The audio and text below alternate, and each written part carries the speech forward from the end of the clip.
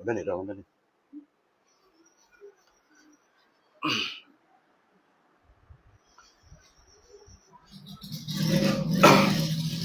దేవుని యొక్క అతి పరిశుద్ధమైనటువంటి శక్తి కలిగిన నామమునకు హృదయపూర్వకమైనటువంటి స్తుతులు స్తోత్రాలు చెల్లిస్తూ ఈ సమయంలో మరి పరిశుద్ధ గ్రంథములో నుండి కొన్ని విషయాలను దేవుని యొక్క ఆత్మలో తెలుసుకోవడానికి మనమందరం కూడా ప్రయత్నం చేద్దాం.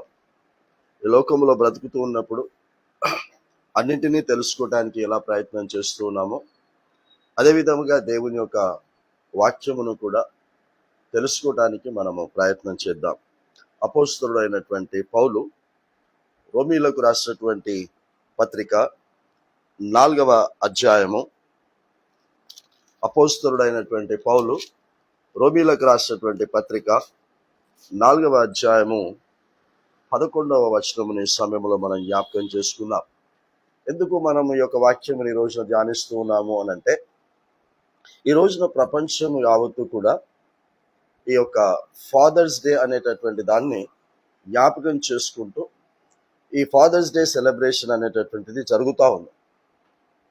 అయితే ఈ యొక్క ఫాదర్స్ డే అనేటటువంటిది మొట్టమొదట ఎవరి ద్వారా ఎక్కడ ప్రారంభించబడింది అని గనక మనం ఆలోచన చేస్తే 1909వ సంవత్సరంలో యుఎస్లో వాషింగ్టన్ అనేటటువంటి సిటీలో ఈ యొక్క ఫాదర్స్ డే అనేది ఏర్పాటు చేస్తే ఎలా ఉంటుంది అని ఒక ఆడకూతురు ఆలోచన చేసింది.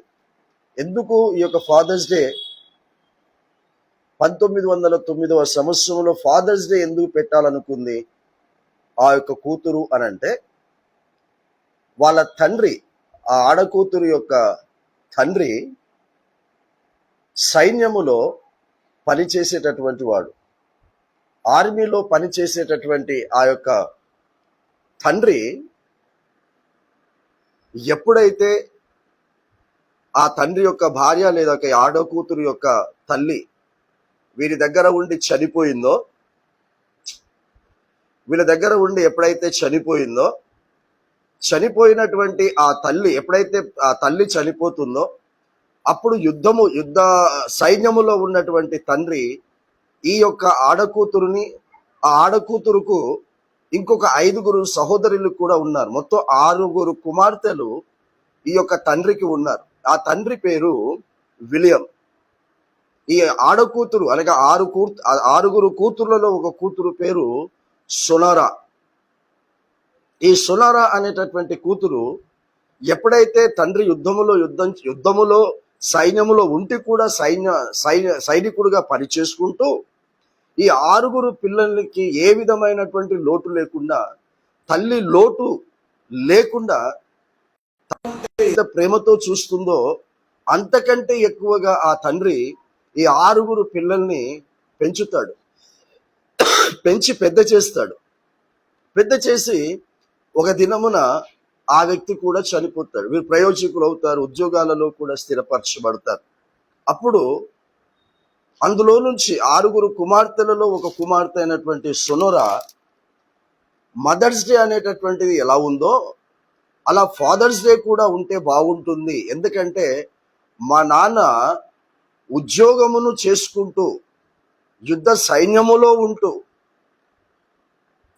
దానిని నమ్మకంగా నెరవేరుస్తూ అదేవిధంగా మా కుటుంబమును కూడా ఏది తక్కువ కాకుండా చేశాడు. కాబట్టి 2 బాధ్యతలను కూడా సరిసమానంగా నెరవేర్చి తనువు చాలించాడు గనక ఇది ప్రపంచం మొత్తానికి తెలియాలి. నాలాంటి తండ్రి ప్రతి కుటుంబములో కూడా ఉండాలి. కాబట్టి మనం ఫాదర్స్ డే విషెస్ చెప్పుకుంటున్నప్పుడు ఈ ఫాదర్స్ డే అనేటటువంటిది ఎందుకు వచ్చింది, ఆ ఫాదర్ యొక్క గుణలక్షణాలు ఏంటి? సో ఆ యొక్క ఫాదర్ యొక్క గుణలక్షణం ఏంటంటే బాధ్యతతో తన పిల్లలను పెంచాడు. కాబట్టి నా తండ్రి మా మీద ఉన్నటువంటి ప్రేమ, ఉద్యోగం మీద ఉన్నటువంటి బాధ్యత నమ్మకముగా నెరవేర్చాడు. కాబట్టి ఇది ప్రపంచానికి తెలియాలి, మదర్స్ డే ఉన్నటువంటి విధంగా ఫాదర్స్ డే అని 1909వ సంవత్సరంలో ఈ ఆలోచన సొనారా అనేటటువంటి బిడ్డకు ఆలోచన వచ్చినప్పుడు దానిని 1910వ సంవత్సరంలో దానిని వెలుగులోనికి తీసుకురావడానికి ప్రయత్నం చేసింది. కనబడ్డ వారికంతా కూడా తన తండ్రి గురించి చెప్పింది గొప్పతనం. సో నాలాంటి తండ్రి ప్రతి కుటుంబంలో ఉంటే బాగుంటుంది అన్నటువంటి విషయాన్ని తెలియచేసినప్పుడు అప్పుడు వాషింగ్టన్ లో ఉన్నటువంటి అధికారులు ఈ విషయాన్ని తెలుసుకొని ఆ స్టేట్ కు సంబంధించి మాత్రమే, యుఎస్ లో ఉన్నటువంటి వాషింగ్టన్ స్టేట్ కి మాత్రమే ఆ యొక్క ఫాదర్స్ డే అనేటటువంటిది సెలబ్రేట్ చేసుకొని ఈ తండ్రి యొక్క గొప్పతనాన్ని, ఈ తండ్రి యొక్క విలువలను తెలియచేసి ఆ తండ్రిలాగా ప్రతి తండ్రి కూడా ఉండండి అని ఈ రోజున చెప్పేటటువంటి వారు. ప్రతి జూన్ మాసము 3వ ఆదివారం, డేట్ ఫిక్స్ లేదు దీనికి, 3వ ఆదివారమున ఇది పెడితే బాగుంటుందని ఆ వాషింగ్టన్ లో ఇది ప్రారంభించారు. అలా 1972వ సంవత్సరంలో 1910లో వాషింగ్టన్ కు మాత్రమే పరిమితమైనటువంటి ఇది 1972లో దీన్ని ఇంటర్నేషనల్ ఫాదర్స్ డేగా సెలబ్రేట్ చేయాలి అని తీర్మానించింది. కాబట్టి 1909లో వచ్చినటువంటి ఈ ఆలోచన 1910లో ప్రారంభించబడి 1972లో ఇది ఇంటర్నేషనల్ ఫాదర్స్ డేగా సెలబ్రేట్ చేయాలి అనేటటువంటి ఒక ఆలోచన న్యాయబద్ధంగా విడుదల చేసినప్పుడు ఈ రోజున అందరూ కూడా అది సెలబ్రేట్ చేసుకుంటున్నారు. ఇది ఆషామాషి కాదు, అన్ని సెలబ్రేట్లు ఈ సెలబ్రేట్ కాదు. అతని గొప్పతనాన్ని తెలుసుకొని ఆ తండ్రిలాగా ప్రతి ఒక్కరు కూడా ప్రవర్తించాలి అనేటటువంటి ఆలోచన దృక్పథంతో ఇది పెట్టారు. సో అలాంటి ఫాదర్స్ డేని ఈరోజు మనం జ్ఞాపకం చేసుకుంటూ, మనకు రక్తం పంచి ఇచ్చినటువంటి తండ్రి ఈ లోకంలో ఎలా ఉంటాడో అలాగే ఆ రక్తం పంచి ఇచ్చినటువంటి ఆ తండ్రికి మనము పిల్లలు ఎలా అవుతామో, పేగు తెంచుకొని 9 మాసములు మోసి మనల్ని కని తల్లి ఎలా అవుతుందో, వారు కనటానికి కారణము ఎవరు అనంటే పరలోకములో ఉన్నటువంటి దేవుడు. సో పరలోకములో ఉన్నటువంటి దేవుడు అనుకుంటే తప్ప భూమి మీద ఎవడు కూడా పుట్టడు. కాబట్టి ఆదామును దేవుడు నిర్మించుకున్న తర్వాత ఆదాములో తన నాసికారంధ్రములో నుంచి జీవవాయువు ఊదినప్పుడు ఆదాము ఎప్పుడైతే జీవాత్మ కలిగాడో, ఎప్పుడైతే చూడగలుగుతున్నాడో, మాట్లాడుతున్నాడో, కదలికలు వచ్చాయో, అప్పుడు ఆదామును ఏమని సంబోధిస్తే బాగుంటది, నా భక్తిపరుడు అని సంబోధిస్తే బాగుంటుందా, ఏమని సంబోధిస్తే బాగుంటది అని ఆలోచన చేసి దేవుడు ఏం పేరు పెట్టుకున్నాడు ఆదాముకు అంటే కుమారుడు అని పేరు పెట్టుకున్నాడు. ఆదాము నాకు కుమారుడు, ఆదాముకు నేను దేవుడను, కానీ ఆదాముకు నేను తండ్రిని. ఎందుకంటే ఆదాము నా చేతులతో నేను చేశాను, నాలో ఉన్నటువంటి జీవవాయువును ఊదాను, నాలో ఉన్నటువంటి ఆత్మను అతను ఉంచాను గనక నేను అతని తండ్రిని, అతడు నాకు కొడుకు అని అన్నాడు. ఒకవేళ అలా ఈ యొక్క జనరేషన్స్ ప్రారంభించబడితే, ఆదాము దేవుని కుమారుడుగా గుర్తింపు పొంది జనరేషన్స్ ప్రారంభించబడితే, ప్రపంచంలో ఉన్న మనమందరము కూడా ఆ దేవుడు మనకు తండ్రి అని, ఆ దేవునికి మనము పిల్లలు అని గుర్తించాలి.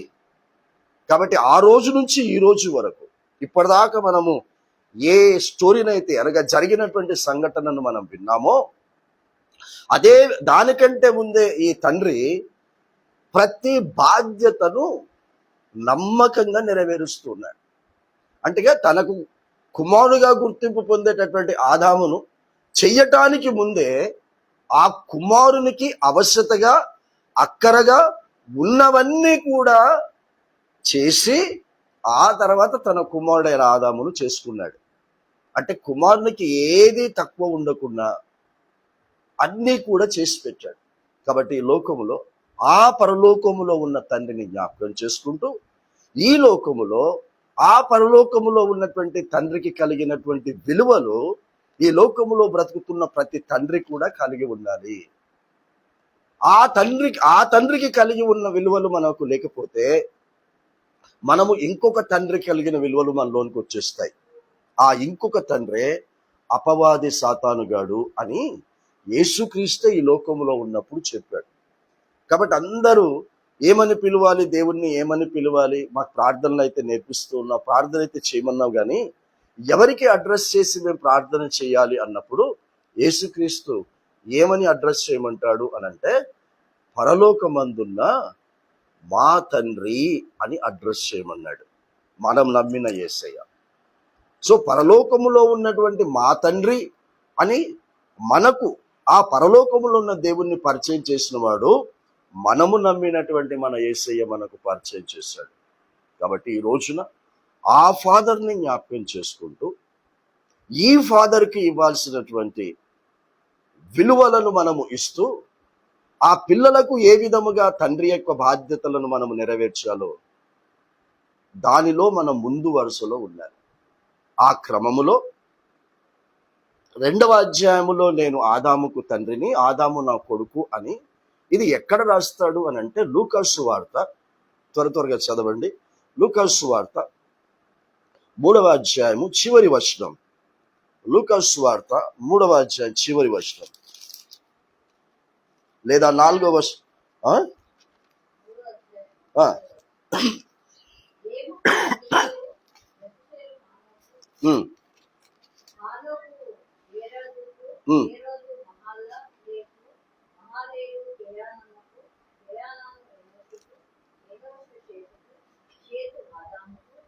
షేతు ఆదాముకు, ఆదాము దేవుని కుమారుడు. ఇంగ్లీష్లో ఏముందమ్మా? Last line. Praise the lord, hallelujah. కాబట్టి ఇక్కడ దేవుని యొక్క కుమారుడు అన్నప్పుడు దేవుడు ఏమయ్యాడు? ఇప్పుడు ఆదాముకు ఫాదర్ అయ్యాడు, తండ్రి అయ్యాడు. సో ఇది ఆది కాండం 2వ అధ్యాయంలో ఇది చెప్పినప్పుడు, ఇక 17వ అధ్యాయంలోనికి వచ్చిన తర్వాత, ఆ తర్వాత 21వ అధ్యాయంలోనికి వచ్చిన తర్వాత దేవుడు ఏం చేస్తాడు అనంటే అబ్రహాము దగ్గరికి వస్తాడు. అబ్రహాము దగ్గరికి వచ్చి తన పేరును మారుస్తూ, అప్పటిదాకా అబ్రాము అని పేరు ఉంది, 17వ అధ్యాయం దాకా అబ్రాము అని పేరు ఉంది.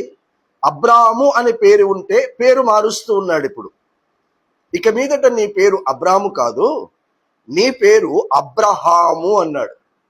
అబ్రాముకి ఏం కలిపాడు మధ్యలో అంటే హా అనే పదం కలిపాడు, అబ్రహాము అని అన్నాడు. ఎందుకు నాకు ఈ పేరు పెడుతున్నావు, ఎందుకు మారుస్తున్నావు అని గనక అబ్రహాము అడిగి ఉంటే అప్పుడు ఆయనకు ఎందుకు ఈ పేరు పెడుతున్నాడంటే, నేను నిన్ను అనేక జనముల మీద నేను నిన్ను తండ్రిగా నియమిస్తున్నాను అని అన్నాడు. ఆ రోజున అబ్రహామును అనేక జనముల మీద తండ్రిగా నియమిస్తున్నానని చెప్పి కాలక్రమేణా ఏం చేస్తాడు అనంటే, నీవు విశ్వాసులకు మాత్రమే తండ్రిగా గుర్తింపు పొందుతావు అని అంటాడు. ఈ విషయం ఆది కాండములో చెప్పినటువంటి ఈ విషయము నేను అందరికీ తండ్రిగా ఉండాలనుకున్నాను, కానీ జనాలందరూ కూడా ఏం చేసేస్తున్నారు అనంటే నన్ను తండ్రిగా పెట్టుకోకుండా అపవాది సాతానును తండ్రిగా పెట్టుకోవాలని ఇష్టపడుతున్నారు. కాబట్టి నేను వారికి తండ్రిగా ఉండాలి అని నేను కోరుకుంటున్నాను గనక నీ ద్వారా వాళ్ళందరినీ కూడా నా పిల్లలుగా గుర్తింపు వచ్చేటట్టుగా చేసుకుంటాను అని ఆయనను విశ్వాసులకు తండ్రిగా చేశాడు. ఇప్పుడు దేవుని తండ్రిగా పెట్టుకోకుండా ఇతరులను తండ్రిగా పెట్టుకుంటున్నారు అన్నటువంటి విషయము యోహాను సువార్తలో యేసుక్రీస్తు చెప్పినటువంటి మాటనే ఈ సమయంలో మీకు జ్ఞాపకం చేస్తాను. యోహాను సువార్తలో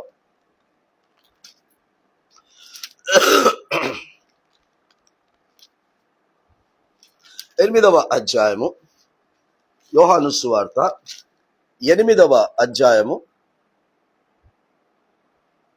47వ వచనం, 44వ వచనం చదివి 47వ వచనం చదవండి. 44వ వచనం, 8వ అధ్యాయము 44. చూడండి, మీరు మీ తండ్రి యొక్క అపవాది సంబంధులు, మీ తండ్రి దురాశలు నెరవేర్చగోరుచున్నారు. ఆది నుండి వాడు నరహంతకుడై ఉండే సత్యమందు నిలిచిన వాడు కాడు. యేసుక్రీస్తు చెప్తున్నాడు ఇది. దేవుని వాక్యమును విని ఆ వాక్య పద్ధతి ప్రకారంగా ప్రవర్తించని వారందరికీ నా తండ్రి తండ్రిగా లేడు, అపవాది వారికి తండ్రిగా ఉన్నాడు అని చెప్తూ ఉన్నాడు. కాబట్టి ఈ రోజున ఈ వర్తమానము నువ్వు వింటున్నప్పుడు పరలోకములో ఉన్నటువంటి దేవుణ్ణి తండ్రి తండ్రి అని నువ్వు పిలుస్తూ నీకు ఎవడు తండ్రిగా ఉన్నాడో ఆలోచన చెయ్యి.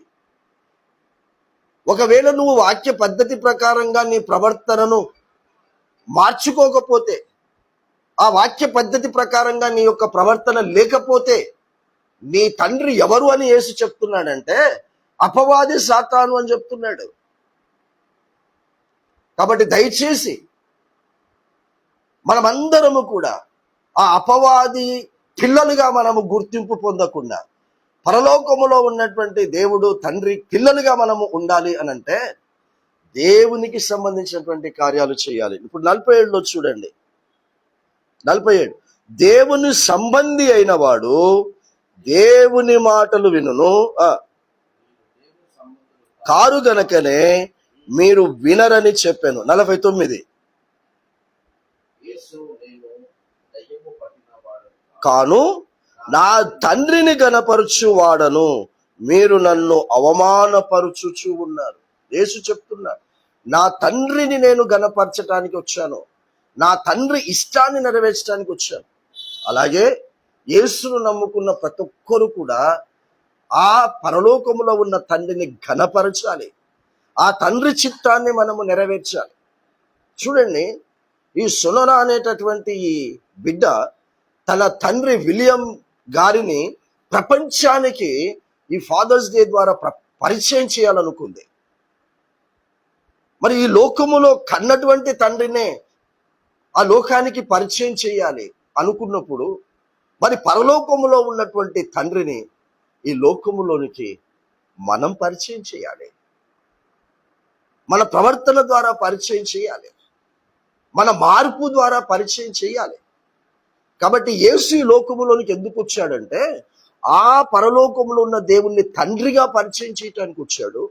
నేను ఎలా తండ్రిని గణపరుస్తున్నానో మీరు కూడా అలాగే గణపరచండి, తండ్రి ఇష్టాన్ని తండ్రి చిత్తాన్ని నెరవేర్చి అని చెప్తూ ఉన్నాడు. కాబట్టి ఈ లోకములో మన పిల్లలు మన మాట వినకపోతే, మన మాటల ప్రకారంగా వారు ప్రవర్తించకపోతే తండ్రులుగా తల్లులుగా మనకెంత బాధ అవుతుందో అదే విధముగా ఆయన పిల్లలుగా ఆయన చెప్పిన మాట మనం వినకపోతే ప్రవర్తించకపోతే ఆయనకు కూడా అంతే బాధ కలుగుతుంది. చెప్పాలంటే అంతకంటే ఎక్కువ బాధ కలుగుతుంది, అంతకంటే ఎక్కువ దుఃఖము ఆయాసం కలుగుతుంది. కాబట్టి అబ్రహామును విశ్వాసులకు తండ్రిగా చేసినప్పుడు ఈ అపోస్తులైనటువంటి పౌలు రోమా సంఘానికి రాసినటువంటి పత్రిక 4వ అధ్యాయములో ఇప్పుడు ఈ అబ్రహామును పరిచయం చేస్తున్నాడు. తన ప్రసంగము ద్వారా, చేతితో రాసిన ప్రసంగము ద్వారా, ఉత్తరము ద్వారా ఈయన గురించి ఏమని చెప్తున్నాడు 11వ వచనంలో అంటే చదవండి. 11వ వచనం, రోమీయులకు రాసిన పత్రిక 4వ అధ్యాయం 11వ వచనంలో, మరియు సున్నతి లేని వారైనను నమ్మిన వారందరికీ అతడు తండ్రి అగుట వలన వారికి నీతి ఆరోపించుటకై సున్నతి పొందక మునుపు తనకు కలిగిన విశ్వాసము వలన నైనా నీతికి ముద్రగా సున్నతి అని గుర్తు పొందెను. కాబట్టి అబ్రహాము గురించి ఇక్కడ చెబుతూ ఆయన తండ్రి ఎలా అయ్యాడు, అబ్రహామును తండ్రిని ఎలా చేశాడు అనంటే అబ్రహాముకి ఏముంది అనంటే విశ్వాసము అని ఉంది అని చెప్తున్నారు. మీరు ఆదికాండం 15వ అధ్యాయం 5వ వచనం మీరు చదువుకుంటే అబ్రహాము దేవునిని నమ్మెను, అది అతనికి నీతిగా ఎంచబడను అని రాస్తాడు. సో దేవుణ్ణి నమ్మితే, దేవుని మాటను మనము నమ్మితే మనము నీతిమంతులుగా మనం మార్చబడతాం. ఇప్పుడు 16వ వచనం చదవండి. ఈ హేతువు చేత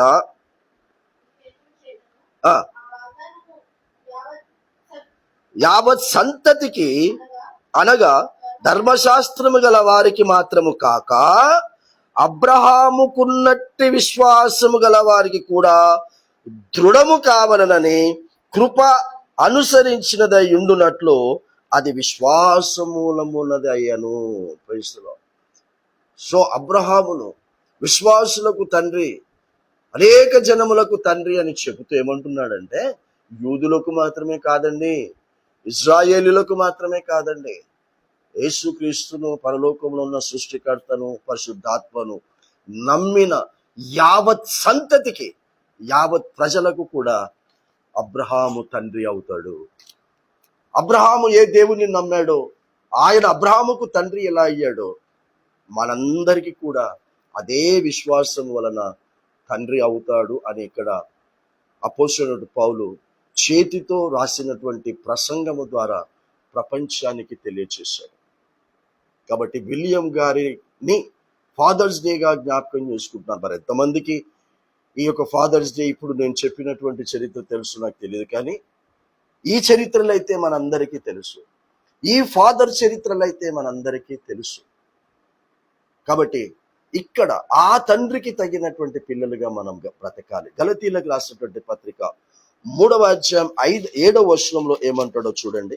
అపోస్తలుడు అయినటువంటి పౌలు గలతీ సంఘానికి రాసినటువంటి పత్రిక 3వ అధ్యాయం 7వ వచనములో, కాబట్టి చూడండి, విశ్వాస సంబంధులే, విశ్వాస సంబంధులు అనలేదు, విశ్వాస సంబంధులే అని అంటే అర్థమైంది, విశ్వాసులకు మాత్రమే.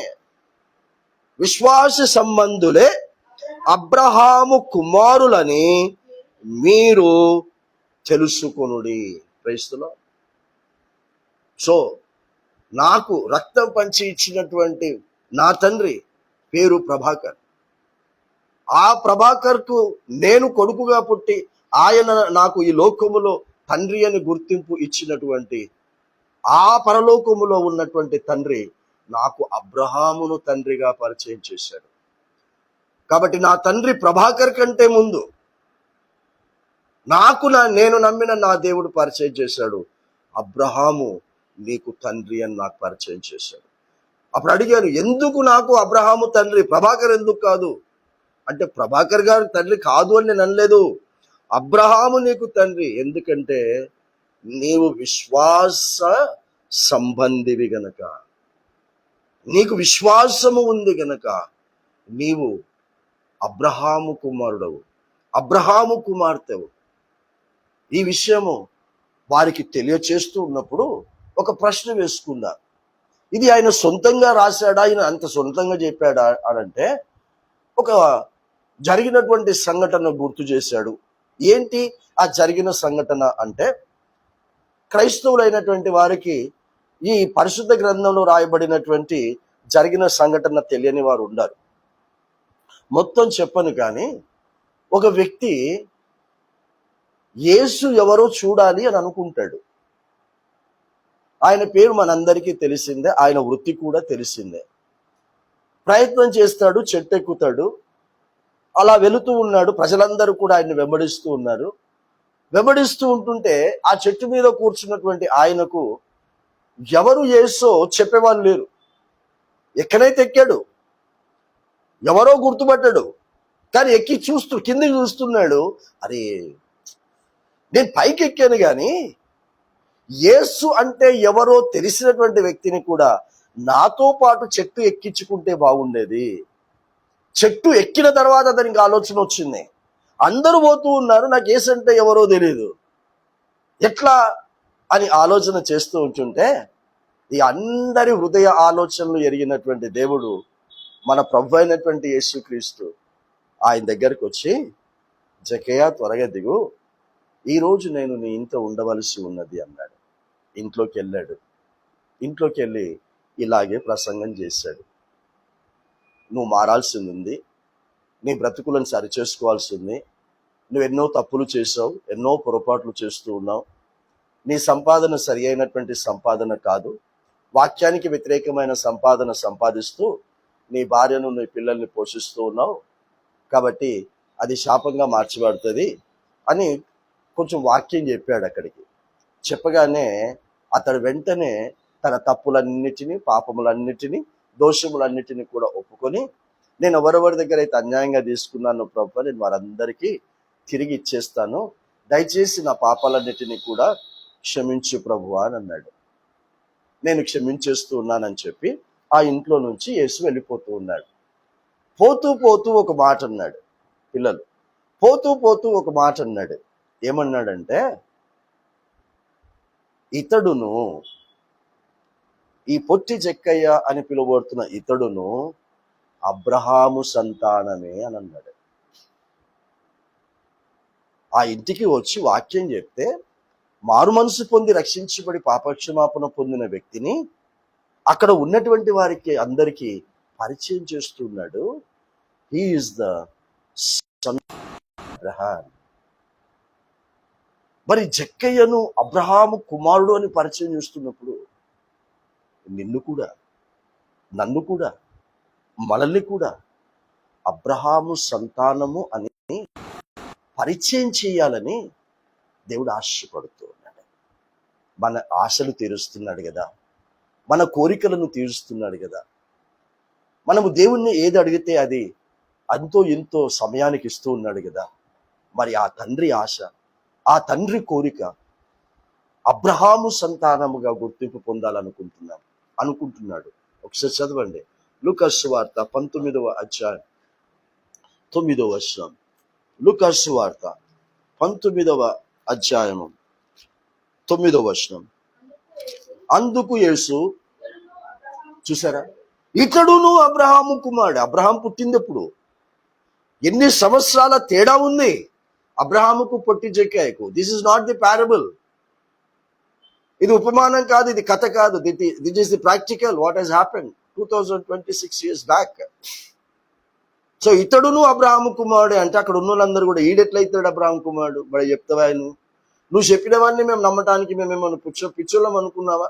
మేము షోలో పూలు పెట్టుకున్నాం అనుకున్నావా అని అడిగితే అప్పుడు చెప్పాడు, why he became the son of Abraham. చెప్తున్నాడు, చదవండి.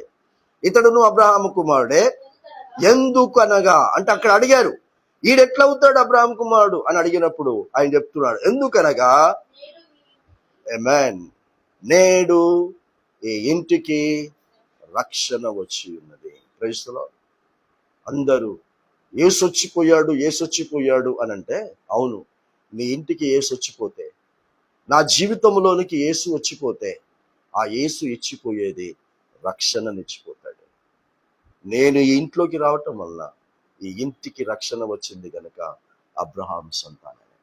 అది ఈ రోమా సంఘానికి పత్రిక రాస్తూ 4వ వచనములో ఈ మాట గుర్తు చేశాడు. చదవండి, గలతీ పత్రిక 3వ అధ్యాయంలో ఈ మాట గుర్తు చేశాడు. కాబట్టి విశ్వాస సంబంధులే అబ్రహాము కుమారులని మీరు తెలుసుకొనుడి. దేవుడు విశ్వాస మూలముగా అన్యజనులను నీతిమంతులుగా తీర్చునని లేఖనము ముందుగా చూచి నీ అందు అన్యజనులందరూ ఆశీర్వదింపబడుదురు అని అబ్రహామునకు సువార్త ముందుగా ప్రకటించను. ఏం పత్రిక రాస్తున్నాడండి పౌలు. దేవుడు అబ్రహాముతో మాట్లాడిన ప్రతి మాట ఏమని చెప్తున్నాడంటే, దేవుడు అబ్రహాముకు సువార్త ప్రకటించాడట. అన్యజనులందరికీ భవిష్యత్తులో నువ్వు తండ్రిగా గుర్తింపు పొందబోతున్నావని ముందుగానే సువార్త ప్రకటించబడింది. అందుకే ఒక అన్యుడైనటువంటి పొట్టి జక్కయ్య, ఒక అన్య జనాంగమును, విగ్రహారాధనను పూజిస్తున్నటువంటి ఆ వ్యక్తిని యేసే నిజమైనటువంటి దేవుడు అని తెలుసుకొని చెడులంతటినీ పాపమునంతటినీ కూడా విడిచిపెట్టినటువంటి వ్యక్తిని ముందే అబ్రహాముకు సువార్త ప్రకటించబడింది గనక యేసు వచ్చి ఆ ప్రకటించబడినటువంటి దాని ప్రకారంగా ఆ అన్యునికి అబ్రహాము తండ్రిగా పరిచయం చేశాడు. నీకయ్యాడా అబ్రహాము తండ్రి? చెప్పుకోవటానికే. ఎందుకంటే యోహాను సువార్త ఎన్నోసార్లు చదివించాను. 12వ అధ్యాయం, 16వ అధ్యాయం, అలాగే 8వ అధ్యాయం. ఈ సువార్త యేసు చెప్తూ ఉంటుంటే, మా అబ్రహాము మాకు తండ్రి అని అన్నాడు అని చెప్పుకుంటున్నారు యూదులు, ఇజ్రాయెల్. అబ్రహాము మాకు తండ్రి అని చెప్పుకుంటుంటే యేసు అన్నాడు, వాడు కాదయ్యా మీకు తండ్రి, ఆయన కాదయ్యా మీకు తండ్రి. ఎందుకంటే అబ్రహాము దేవుని మాట విని దాని ప్రకారంగా బ్రతుకును మార్చుకొని జీవించిన వాడు. కానీ మీరు నా మాటలు వినటం లేదు. ఇప్పుడు చదివినటువంటి 8వ అధ్యాయంలో మీరు నా మాట వినటం లేదు గనక మీ తండ్రి అబ్రహాము కాదు, మీ తండ్రి అపవాది సాతాను అని చెప్పాడు. మరి ఆనాడు యూదులకే, ఆనాడు ఇజ్రాయేలుకే యేసు మీ తండ్రి అబ్రహాము కాదు, అపవాది సాతాను అని అంటే, ఈరోజు క్రైస్తవులుగా గుర్తింపు పొందుతున్నటువంటి మనకు అబ్రహాము నా తండ్రి అని చెప్పుకున్నంత మాత్రాన కాదండి, మన జీవితాలు మార్పు చెందినంత వరకు ఆయన తండ్రి మనం కాలేము. కాబట్టి ఫాదర్స్ డే, జక్కయ్య జీవితంలో ఒక ఫాదర్ డే వచ్చింది. అబ్రహాము తన తండ్రి దినము అని యేసు చెప్పిపోయాడు. ఈరోజు ఈ సువార్త ద్వారా నీ జీవితంలో ఈ ఫాదర్స్ డే సందర్భముగా అబ్రహాము నీ తండ్రిగా ప్రపంచానికి నువ్వు గుర్తింపు సొనర ఎలా ఇచ్చిందో అలా ఈ ప్రపంచానికి నీవు ఆ గుర్తింపును ఇవ్వాలని మీకు జ్ఞాపకం చేస్తున్నాను. తర్వాత 10వ వచనం, ధర్మశాస్త్రము విధించిన క్రియలకు సంబంధులందరూ శాపమునకు లోనై ఉన్నారు. ఎందుకనగా ధర్మశాస్త్ర గ్రంథమందు వ్రాయబడిన విధులన్నీ చేయుటయందు నిలకడగా ఉండని ప్రతివాడును శాపగ్రస్తుడు అని వ్రాయబడి ఉన్నది. చూసారా, పరిశుద్ధ గ్రంథంలో వ్రాయబడి ఉన్నవి అన్నీ చేయని వారు శాపగ్రస్తులు అని వ్రాయబడి ఉంది అని పౌలు పరిశుద్ధాత్మలో రోమియులకు పత్రిక రాసినటువంటి ప్రసంగం అండి ఇది. పరిశుద్ధ గ్రంథంలో ఎవరు శాపగ్రస్తులట? ఇలా ప్రవర్తించాలి, ఇలా ప్రవర్తించొద్దు అని తెలుసుకుని కూడా దాని ప్రకారంగా ప్రవర్తించాలి అన్న విధంగా ప్రవర్తించకుండా, ప్రవర్తించకూడదు అన్న దాని ప్రకారంగా ప్రవర్తిస్తే వారు శాపగ్రస్తులని రాసిందండి. అందుకే ఆదాము శాపగ్రస్తుడు అయిపోయాడు, హవ్వ శాపగ్రస్తురాలైపోయింది, కయ్యూను శాపగ్రస్తుడు అయిపోయాడు. హానోకు కంటే ముందు ఉన్నటువంటి హేబేలుకు హానోకు మధ్యలో ఉన్న జనరేషన్స్ అంతా కూడా ఏనోషు పుట్టిన తర్వాత ప్రార్థనలు ప్రారంభించబడ్డాయి. ప్రార్థనలు చేసుకుంటున్నటువంటి వారందరూ కూడా హేబేలుకు హానోకు మధ్యలో వారందరూ శాపగ్రస్తులు అయిపోయారండి. హానోకు తర్వాత నోహావుకు మధ్యలో ఉన్నటువంటి జనరేషన్స్ అన్ని కూడా శాపగ్రస్తులు అయిపోయారండి. అందుకేనండి 40 రోజులు 40 పగలు కురిపించినటువంటి వర్షంలో ఒక చిన్న పురుగు కూడా లేకుండా దేవుడు నేల నుంచి వారిని నీలమట్టం లేకుండా చేసేసాడండి, శవాలుగా మార్చేశాడండి. ఈ చరిత్ర నీకు తెలుసు, ఈ చరిత్ర మనకు తెలుసు. కాబట్టి నీకు దేవుడు నీకు తండ్రిగా ఉండాలి అని అంటే, ఆ తండ్రి ద్వారా నీకు శాపకరమైనటువంటి జీవితం ఉండకూడదు అని అంటే, నీవు దేవుణ్ణైనా వదిలిపెట్టు, లేదా నీ పాపమునైనా వదిలిపెట్టు. అనవసరంగా యేసుక్రీస్తును, యేసు పరిచయం చేసినటువంటి తండ్రిని, యేసు పంపించినటువంటి పరిశుద్ధాత్మను, ఈ త్రిత్వమును దేవుడిగా పెట్టుకుంటే మాత్రము ఆయన చెప్పిన దాని ప్రకారంగా మాత్రమే జీవించండి. లేదు అని అంటే ఈ దేవునికి మీరు వేరే బ్రతకండి. ఈ దేవుడు కావాలి అంటే మాత్రం ఇక్కడ చెప్తూ ఉన్నాడు, వీటన్నింటి ప్రకారంగా జీవించటం చాలా ప్రాముఖ్యమైనది. చివరిలో నేను 2-3 రెఫరెన్సెస్ మీకు చూపించి, తండ్రి గురించి కొన్ని రెఫరెన్సెస్ మీకు చూపించి, ఒక 2-3 రెఫరెన్సెస్ మీకు చూపించి ఈ వర్తమానం ఈ రోజున సారి చేస్తాను. సామెతల గ్రంథం 20వ అధ్యాయం 7వ వచనాన్ని ఒకసారి చూడండి. సామెతల గ్రంథం 20వ అధ్యాయం 7వ వచనములో అమ్మా, యథార్థ వర్తనుడగు నీతిమంతుని పిల్లలు వాని తదనంతరము ధన్యులగుదురు. ప్రైస్తలో, నా తదనంతరం నా పిల్లలు ధన్యులుగా, శాపగ్రస్తులు కాకుండా వారు ఆశీర్వాదమునకు వారసులుగా ఉండాలి అని అంటే, ఒక తండ్రికి చెప్తున్నాడు ఇక్కడ, ఓ తండ్రి, నీ పిల్లలు నువ్వు ఉన్నప్పుడు, నువ్వు లేని తర్వాత కూడా వారు ధన్యులుగా దీవించబడాలంటే ఏం సంపాదించుకోమంటున్నాడు? నీతిమంతులుగా. అబ్రహాం ఏం సంపాదించుకున్నాడు? మనకు పరిచయం చేసినటువంటి అబ్రహాము గారు ఏం సంపాదించుకున్నాడంటే నీతిమంతుడు. ఒకసారి చదువుతారా రెఫరెన్స్? హెబ్రీయులకు రాసినటువంటి పత్రిక 11వ అధ్యాయం. అపోస్తలుడైనటువంటి పౌలు హెబ్రీ సంఘానికి రాసినటువంటి పత్రిక 11వ అధ్యాయం 6వ వచనం నుంచి చదవండి. విశ్వాసము లేకుండా అసాధ్యము. 8వ వచనం చదివేసాము డైరెక్ట్ గా. అబ్రహాము పిలువబడినప్పుడు విశ్వాసమును బట్టి ఆ పిలుపునకు లోబడి తాను స్వాస్యముగా పొందనయున్న ప్రదేశమునకు బయలు వెళ్ళెను. మరియు ఎక్కడికి వెళ్ళవలెనో అది ఎవరికి ఎరుగక బయలు వెళ్ళెను. విశ్వాసమును బట్టి అతడు అతనితో వాగ్దానమునకు సమాన వారసులైన ఇస్సాకు యాకోబు అను వారును గుడారములో నివసించుచు అన్య దేశములో ఉన్నట్టుగా వాగ్దాత దేశములో పరవాసులు ఐరి. 17వ వచనం.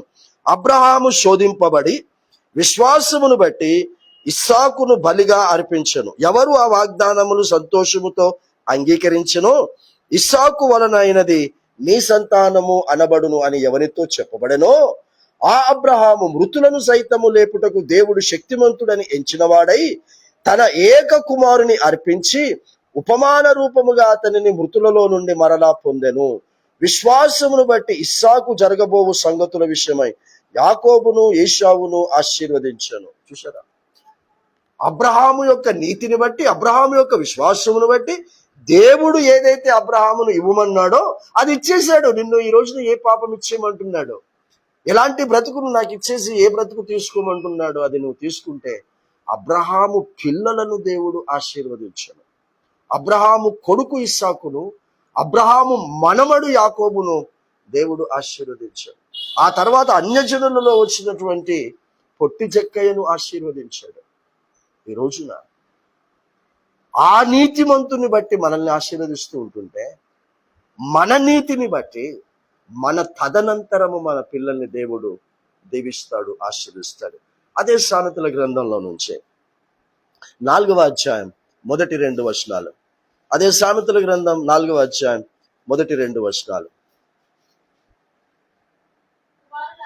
కుమారులారా తండ్రి ఉపదేశమును వినండి, మీరు వివేకము నొందునట్లు. డబ్బు పొందునట్లు అని రాయలేదండి. తండ్రి నుంచి మీరు డబ్బు పొందునట్లు, తండ్రి నుంచి మీరు ఐశ్వర్యము పొందునట్లు, తండ్రి నుంచి ఈ లోకములో బ్రతకటానికి కావలసినవి పొందునట్లు అని రాయలేదు. వివేకము ఆ తండ్రి నుంచి మీరు పొందునట్లు ఆ తండ్రి యొక్క ఉపదేశమును మీరు స్వీకరించండి, అంగీకరించండి. నెక్స్ట్,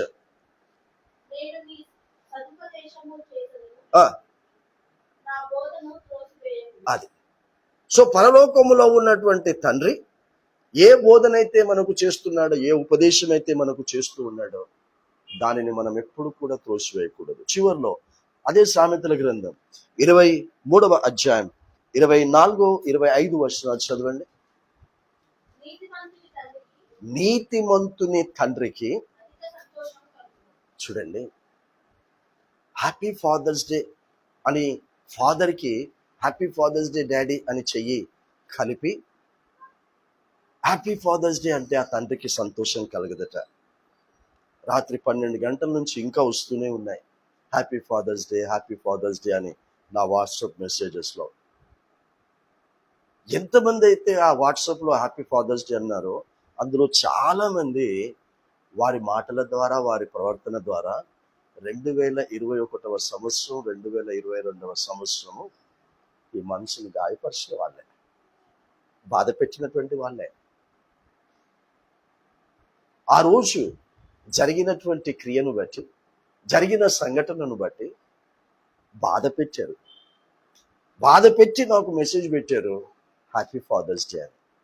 కానీ ఇక్కడ బైబిల్ ఏం చెప్తా ఉందో తెలుసామా? ఒక తండ్రికి ఎప్పుడు సంతోషము కలుగుతుంది అంటున్నాడంటే, పుట్టినటువంటి పిల్లలు నీతిమంతులైతే.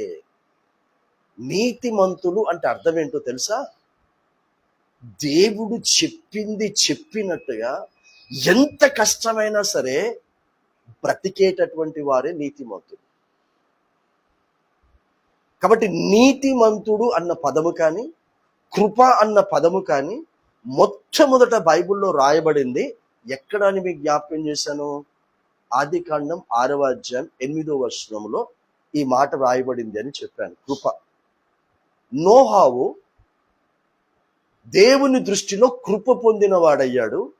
ఆ కృపను బట్టి అతని వంశమును గురించి రాయిస్తూ నీతిమంతుడు అని రాయించాడు.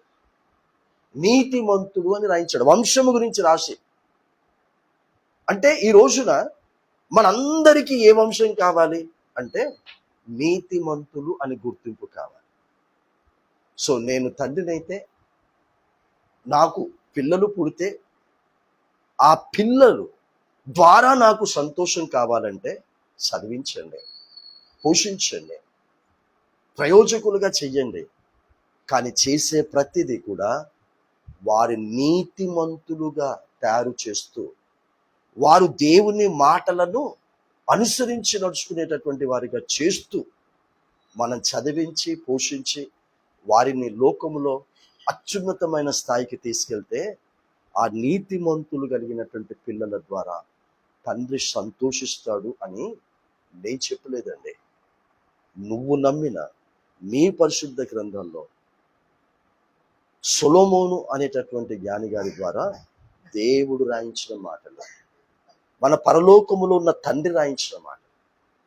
ఇప్పుడు నేను మీకు ప్రశ్నిస్తాను, ఆదాము దేవుని కుమారుడైతే, దేవుడు ఆదాముకు తండ్రి అయితే, ఆ కుమారుడైనటువంటి ఆదాము ఆ తండ్రి అయినటువంటి దేవుణ్ణి సంతోషపరిచాడా? ఆనందపరిచాడా? చేయలేదు. ఎందుకు?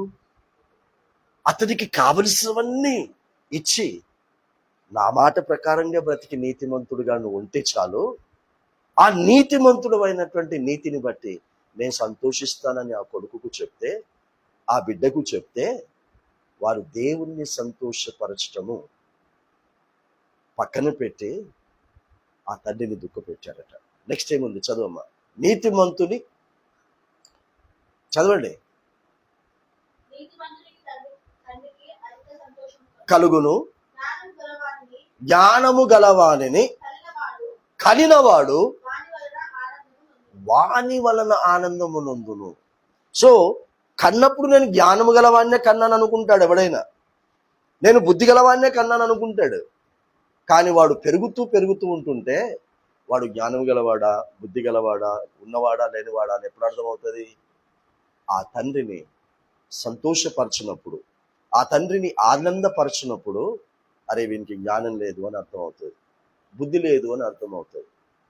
కాబట్టి మొట్టమొదట ఈ లోక సంబంధమైన తండ్రిని సంతోషపరచడానికి, ఆనందపరచడానికి ముందు ఆ పరలోకములో ఉన్నటువంటి తండ్రిని మనకు తండ్రిగా పరిచయం చేసినటువంటి ఆ యేసును బట్టి మనము దేవుడు జ్ఞానము గలవాడు గనక ఆ జ్ఞానము కలిగినటువంటి వానికి జ్ఞానము కలిగినటువంటి పిల్లలుగానే మనం బ్రతికితే ఆ తండ్రిని ఆనంద సంతోషపరుస్తూ ఈ లోక సంబంధమైనటువంటి తండ్రులను తల్లులను ఆనందపరుస్తూ సంతోషపరుస్తాం. 25 చివరిలో, నీ తల్లిదండ్రులను ఏమంటుందండి? నీ తల్లిదండ్రులను నువ్వు సంతోష పెట్టవలను, నిన్ను కనిన తల్లిని ఆనందపరచవలను. క్రైస్తవులో ఇప్పుడు ఇది చదువుకొని కొంతమంది నాకేసే ప్రశ్న ఏంటంటే, తల్లిని తండ్రిని సంతోషపరచమన్నాడు, ఆనందపరచమన్నాడు, మరి వాళ్ళని ఆనందపరచాలి, సంతోషపరచాలి అని అంటే ఇంకా ఎవరినైనా నేను ఆనందపరచకుండా సంతోషపరచకుండా ఉండాలా అని అంటే లేదండి. నీ భార్యను ఆనందపరుస్తూ, నీ భర్తను సంతోషపరుస్తూ, తల్లిదండ్రులను కూడా సంతోషపరచాలి. తల్లిదండ్రులను సంతోషపరచడానికి నీ భార్యను, నీ భర్తను సంతోషపరచొద్దు అని చెప్పలేదు. ఎందుకంటే నేటి భార్యనే రేపటి తల్లి, నేటి భర్తనే రేపటి తండ్రి. కాబట్టి ఈ రోజున నా తల్లిదండ్రులను సంతోషపరచమన్నాడని నువ్వు తల్లిదండ్రులను సంతోషపరుస్తూ వెళ్ళి భార్యను భర్తను సంతోషపరచకపోతే రేపు నువ్వు తల్లిదండ్రులైన తర్వాత, నీ పిల్లలు భార్యాభర్త అయిన తర్వాత కూడా నీలాగా ప్రవర్తిస్తే నీ పరిస్థితి ఏంటి? అందుకే జీవితం అనేటటువంటి దానిని నేను దేనితో పోలుస్తాను అని అంటే, రైలు ప్రయాణం చేస్తూ చూడు, రైలు ప్రయాణం చేసి పట్టాలతో పోలుస్తాను. ఒక పట్ట తల్లిదండ్రులైతే, ఇంకొక పట్ట భార్య లేదా భర్త అయితే, ఆ రెండు సమానంగా ఉంటే, సమానంగా ఉన్న ఆ పట్టల మీద ఈ రైలు సునాయాసంగా సాఫీగా ప్రయాణం చేస్తుంది. ఒక పట్ట ఎక్కువ, ఒక పట్ట తక్కువగా ఉంటే ఆ ప్రయాణం చేస్తున్నటువంటి రైలు ప్రయాణము సాఫీగా ఉండదు. అంతా నష్టమే ఉంటుంది. ప్రాణ నష్టం ఉంటుంది, ఆస్తి నష్టం ఉంటుంది. కాబట్టి ఈరోజు ఈ వర్తమానము ద్వారా 25 అయిపోయిందమ్మా, అయిపోయిందా? సో ఏమంటున్నాడు అక్కడ? నీ తల్లిదండ్రులను సంతోషపరచుము, నిన్ను కనిన తల్లిని ఆనందపరచుము అని చెప్తున్నాడు. సో లోక సంబంధంగా తల్లి తండ్రి ఎలా ఉంటారో, ఆత్మ సంబంధంగా కూడా తండ్రి తల్లి ఉన్నారు. సో తండ్రి అని యేసుక్రీస్తు పరలోకంలో ఉన్న దేవుణ్ణి పరిచయం చేస్తే, అపోస్తలుడైనటువంటి పౌలు పత్రిక రాస్తూ ఏమని యాకోబు గారు పత్రిక రాస్తూ మొదటి అధ్యాయము 18వ వచనంలో ఏమంటాడంటే, వాక్యము, రక్షణ వాక్యము, మారు మనస్సు వాక్యము మనకు తల్లి అని పరిచయం చేస్తాడు. సో రక్షణ వాక్యము, మారు మనస్సు వాక్యం మనకు తల్లి. అలాగే ఆ రక్షణ వాక్యము, మారు మనస్సు వాక్యము మనకు అందించినటువంటి దేవుడు మనకు తండ్రి. సో ఈ లోక సంబంధంగా తల్లిదండ్రులను సంతోషపరుస్తాం, ఆనందపరుస్తాము. పరలోకంలో ఉన్నటువంటి తల్లిదండ్రులను ఆనందపరుస్తాము, సంతోషపరుస్తాము. ఆ విధముగా ఈ లోకంలో ప్రతి సంవత్సరం జూన్ నెల 3వ ఆదివారమున వచ్చేటటువంటి ఫాదర్స్ డే చెప్పుకోవటానికి, విషెస్ చెప్పుకోవటానికి కాకుండా ప్రతిరోజు మన క్రియల ద్వారా వారు సంతోషంగా ఉండటానికి ప్రయత్నం చేద్దాం, ఆనందంగా ఉండటానికి మనం ప్రయత్నం చేద్దాం. అందుకే అన్నింటికంటే ముఖ్యంగా దేవుడు చెప్పాడు, నీవు దీర్ఘాయుష్మంతుడు అగునట్లు నీ తల్లిని, నీ తండ్రిని సన్మానించుము, గౌరవించుము అని చెప్తాడు.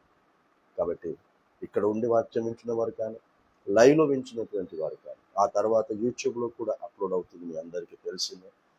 దయచేసి ఈరోజు నేను వెళ్ళాను, అత్తాపూర్లో వాక్యం చెప్పాను. అక్కడ యేసుక్రీస్తు చెప్పినటువంటి మత్తయి సువార్త 25వ అధ్యాయంలో నుంచి దివిటీలు పట్టుకున్నటువంటి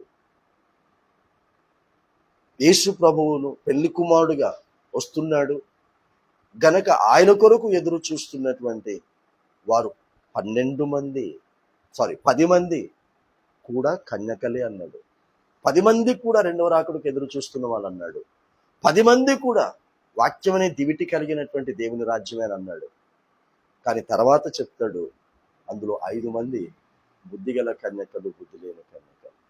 అంటే 5 కుటుంబాన్ని, ఈరోజు వాక్యం విన్న ప్రకారంగా కుటుంబాన్ని, తల్లిదండ్రులను, భార్యను, భర్తను, పిల్లల్ని ఎలా చూసుకోవాలో నేర్చుకున్నవారు, అలా ప్రవర్తించిన వాళ్ళు బుద్ధిగల కన్యకలు.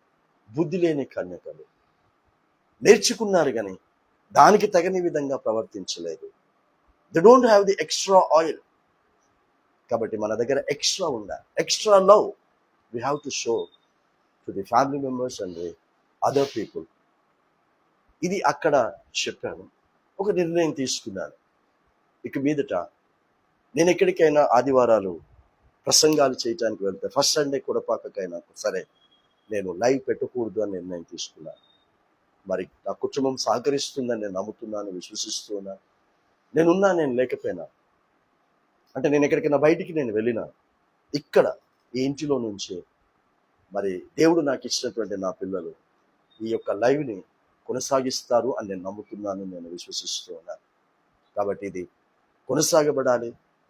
ఆ రోజు సునరా అనేటటువంటి ఆ బిడ్డ విలియం అనేటటువంటి తన తండ్రికి ఏ విధముగా పరిచయం చేసిందో, ఏ విధంగా ఈ రోజున ఇంటర్నేషనల్ మొత్తం కూడా ఆమె పరిచయం చేసిన, చూడండి ఎంత తేడా ఉందో. 1910వ సంవత్సరంలో చేస్తే 1972వ సంవత్సరంలో దాదాపు 62 సంవత్సరాలు పట్టిందట ప్రపంచానికి తన తండ్రి పరిచయం కావడానికి, ఆ విధంగా పరలోకములో ఉన్నటువంటి తండ్రిని ఈ లోకానికి పరిచయం చేయడానికి దేవుడు నాకు ఇచ్చినటువంటి కుటుంబము సహకరిస్తుందని ప్రతి ఆదివారం ఈ సమయంలో మీకు ఎన్ని పనులు ఉన్నప్పటికీ, ఎన్ని ప్రోగ్రామ్స్ ఉన్నప్పటికీ కూడా ఈ లైవ్ని ఒక టైం ఫిక్స్ చేసుకొని, ఆ ఫిక్స్ చేసుకున్నటువంటి టైం ప్రకారంగా కుటుంబం ముందుకు సాగాలని మరి ఈరోజు ఈ వర్తమానము ద్వారా ఒక తండ్రిగా మీకు జ్ఞాపకం చేస్తూ ఉన్నాను. మరి కుమార్తె కూడా ఇక్కడ ఉంది, తను కూడా ఏ పనులు కూడా ఆదివారపు దినమున పెట్టుకోకుండా మరి ఇక్కడికి వచ్చి మన తర్వాత మన తదనంతరము ధన్యులుగా ఆశీర్వదింపబడేటటువంటి వారుగా ఉండటానికి ఈ కార్యము ఉపయోగంలోనికి వచ్చిన గాక. ప్రార్థించుకుందాము.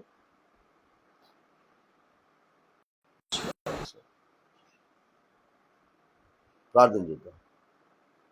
పరిశుద్ధులైన దేవ మా తండ్రి, ఈ సమయంలో మీరు పరిశుద్ధాత్మలో మాకు అందించినటువంటి నీ వాక్కును బట్టి మీకు స్తోత్రములు చెల్లిస్తూ ఉన్నాను.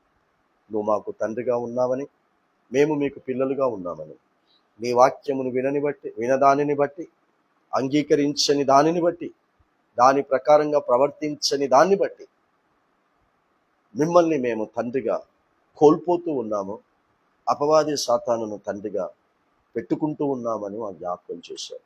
కాబట్టి ఈ వర్తమానము ద్వారా వాడు మాకు తండ్రిగా ఉండకుండా ఉండునట్లు ఈ రోజు నుంచైనా, ఈ క్షణము నుంచైనా 2 పడవల ప్రయాణము చేయటము మేము మానేయాలి నాయన, నీకు స్తోత్రములు.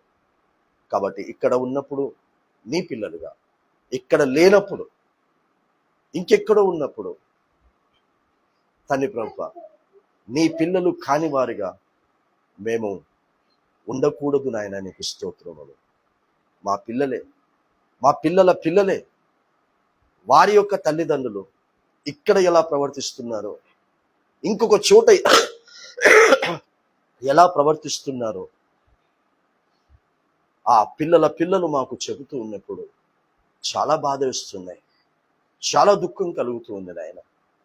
కాబట్టి మేము మనుషులకు భయపడక, మనుష్యులు పెట్టిన పద్ధతులు తండ్రి ప్రభా ఆచరించక, నువ్వు ఒక్కడివే మాకు నిజమైన దేవుడు.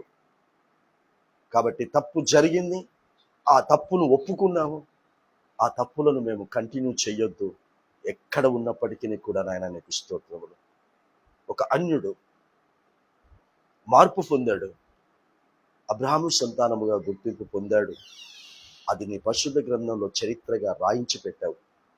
అలా మా తదనంతరము మా పిల్లలు చరిత్రలో మిగలాలి తండ్రి. ఒక ఆడకూతురు, సునోరా అనేటటువంటి ఒక ఆడకూతురు తన తండ్రి గురించి ఆలోచన చేసి ఆ బాధ్యతను నెరవేర్చినటువంటి దాన్ని గుర్తు చెయ్యాలి, నలుగురైనా గుర్తు పెట్టుకుంటే బాగుంటుంది అని ఆలోచన చేసి దాన్ని క్రియల రూపంలో తీసుకొస్తే ఈరోజు ప్రపంచమంతా కూడా గుర్తు చేసుకుంటున్నారు నాయన. కాబట్టి ఈ రోజు మేమందరము కూడా దీనిని మా జీవితానికి ఒక పాఠముగా, ఒక మాదిరిగా ఉంచుకుని తండ్రి ప్రభువా జీవించేటటువంటి గొప్ప ఆధిక్యత నీ పరిశుద్ధాత్మ నడిపింపు ద్వారా మాకందరికీ మీరు కలగచ్చు. మా ప్రభువు రక్షకుడైన యేసుక్రీస్తు పేట తండ్రిని అతి వినయముగా బ్రతిమలాడి వేడుకొంచున్నాము స్వామి, ఆమేన్. ఇప్పుడు మన తండ్రికి, కుమారునికి, పరిశుద్ధాత్మని యొక్క ప్రేమ, కృప, అన్యోన్య సహవాసం, సమాధానం, సకల దీవెనల ఆశీర్వాదం మనకును, కుటుంబాలకును, భూమి మీద నివసిస్తున్న సకల విశ్వాసులకును, సత్యరాజ్య సువార్త ప్రకటిస్తున్న ప్రతి అభిషిక్తునికి, అభిషిక్తురానికి ఇప్పుడు ఎల్లప్పుడు సదాకాలము తోడై నీడయుండును గాక. ఆమేన్. ఆశీర్వాదంబుల్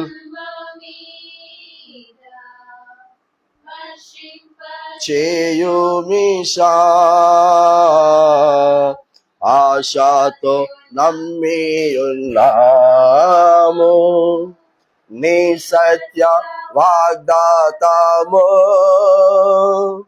ఏ మహిమేగా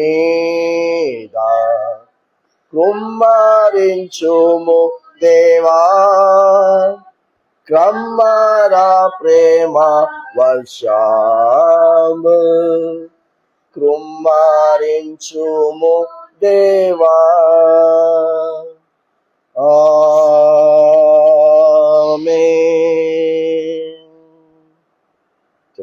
యేసు రక్తమే జయం, యేసు నామమే జయం. ప్రభు యేసు రక్తం సంపూర్ణ విజయం, అపవాది క్రియలనంత కోటి నాశనం, తండ్రి నీ కార్యములు మాత్రమే నిరంతరం జయం జయం జయం తండ్రి. ఆమేన్ ఆమేన్. జయమే. అందరికీ ప్రైజ్ లార్డ్. అందరికీ వందనాలండి. దేవుని మన కుటుంబాలను దీవించును గాక.